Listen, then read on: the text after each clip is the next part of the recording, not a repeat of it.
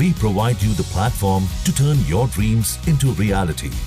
Give wings to your aspirations with KR Mangalam University. ना कोई संकोच, ना नाराजगी, बस चेहरे पर मुस्कुराहट और लंबी चर्चा। भारत और मालदीव के रिश्तों को लेकर ये तस्वीर बहुत कुछ कहती है। 26 मई 2025 को दोनों देशों के विदेश मंत्रियों की दिल्ली में गर्मजोशी भरी बैठक हुई। दोनों विदेश मंत्रियों के चेहरे की मुस्कुराहट से साफ समझ में आ रहा था कि एक साल पहले भारत और मालदीव के बीच जो थोड़ी बहुत दूरियां आई थी वो कम होने लगी हैं और रिश्ते वापस पटरी पर आ रहे हैं।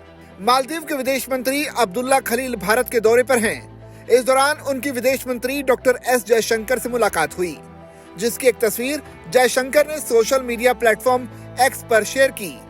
तस्वीर के साथ उन्होंने कैप्शन में लिखा कि मालदीव के विदेश मंत्री अब्दुल्ला खलील से आज मुलाकात कर बड़ी खुशी हुई।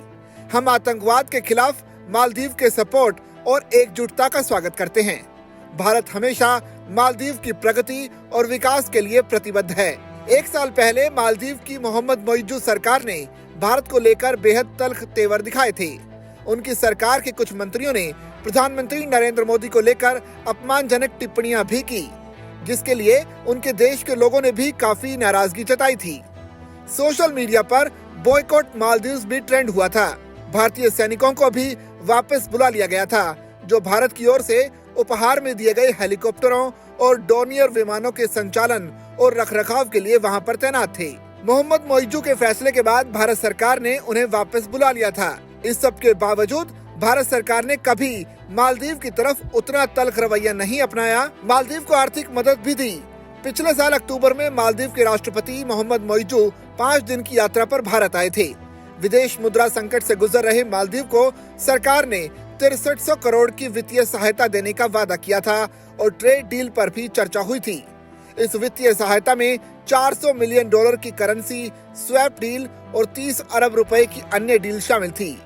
हाल ही में मालदीव का $50 मिलियन का ट्रेजरी बिल भी जारी किया गया।